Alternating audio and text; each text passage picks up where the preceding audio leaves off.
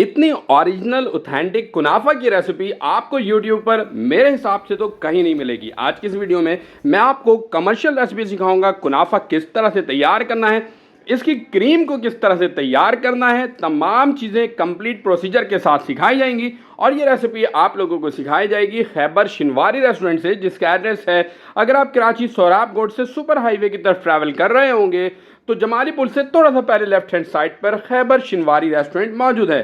तो चलें इस बहुत ही ज़बरदस्त किस्म की कुनाफा की रेसिपी को हम सीखते हैं। तो भाई सबसे पहले हमने क्रीम तैयार करना है। इसके लिए हमने यहाँ पे 1 लीटर ऑल पर दूध का इस्तेमाल किया है। आप किसी भी ब्रांड का दूध इस्तेमाल कर सकते हैं। फिर इसके बाद कंडेंस मिल्क पॉलेक ब्रांड का 100 ml यहाँ पर ऐड किया गया है। और फिर इसके बाद यहाँ पर आपने ऐड करना है 2 अदद 250 ml के क्रीम के पैक।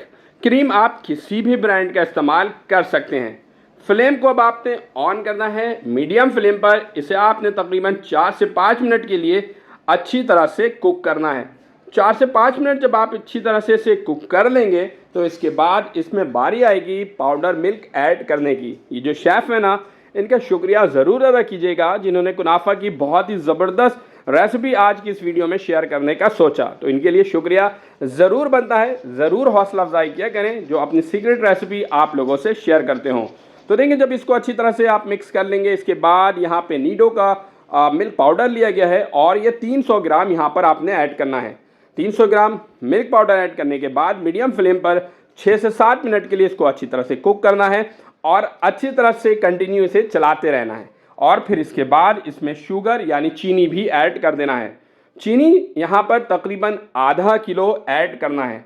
चीनी ऐड करने के बाद आपने इसे एक बार फिर बहुत अच्छी तरह से मिक्स करना है। याद रहे कि चम्मच आपने या फिर जो आपने मिक्सर है इसको अच्छी तरह से मिक्स करते रहना है, कोई गैप नहीं आना चाहिए। चीनी मैंने आपको ऑलरेडी बता दिया था कि आधा किलो यहाँ पे चीनी जाएगा।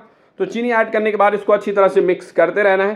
तकरीबन 15 से 20 मिनट के लिए इसको अच्छी तरह से मिक्स करना है ताकि चीनी इसके अंदर मेल्ट हो जाए।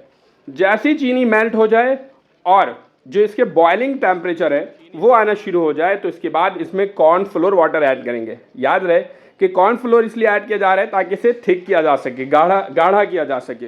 कॉर्नफ्लोर सिंपल पानी में मिक्स करके तैयार किया गया है, तो आप भी पानी में कॉर्नफ्लोर मिक्स करके तैयार कर लेंगे।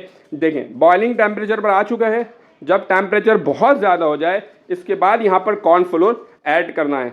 अब कॉर्नफ्लोर ऐड करने के बाद 6 से 7 मिनट के लिए इसको अच्छी तरह से मिक्स करते रहना है। जब थोड़ा सा ये थिक ग्रेवी हो जाए तो हमने फ्लेम को ऑफ कर लेना है और फ्लेम को ऑफ करने के बाद रूम टेम्परेचर पर रखना है।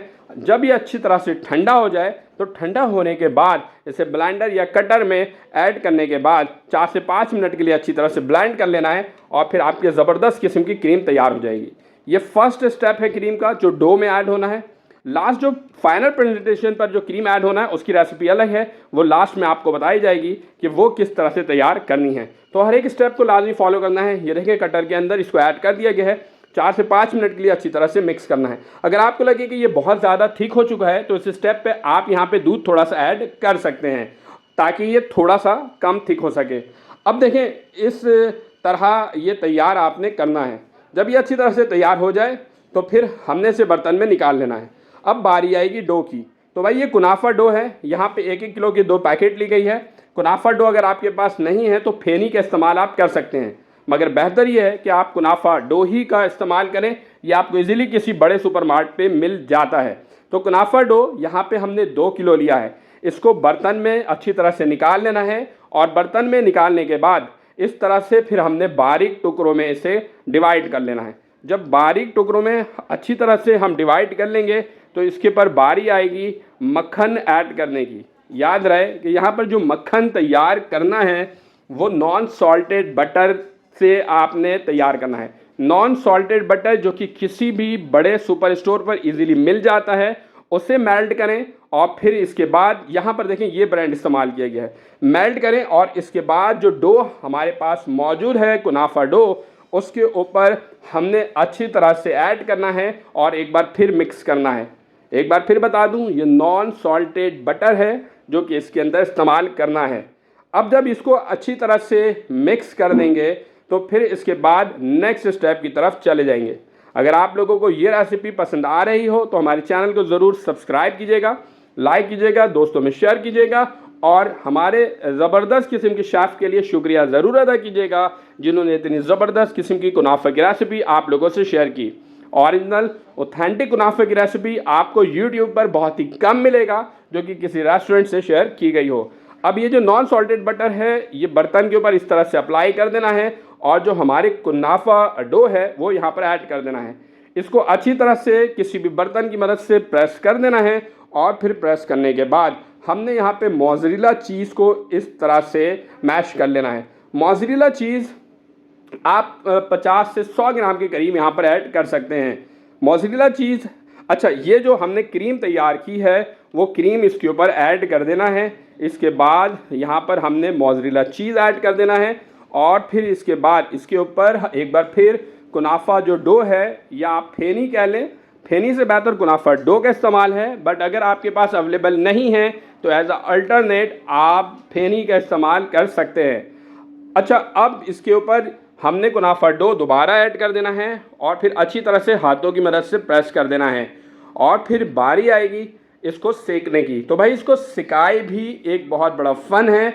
अब जब सिकाई इसको करना शुरू हो जाए इसके बाद शीरा तैयार करना है। पानी शीरा तैयार करने के लिए 2 बॉल यहाँ पर लिया गया है, चीनी के 2 बॉल यहाँ पर ऐड किए गए हैं और फिर लेमन स्लाइसेस यहाँ पर ऐड किए गए हैं।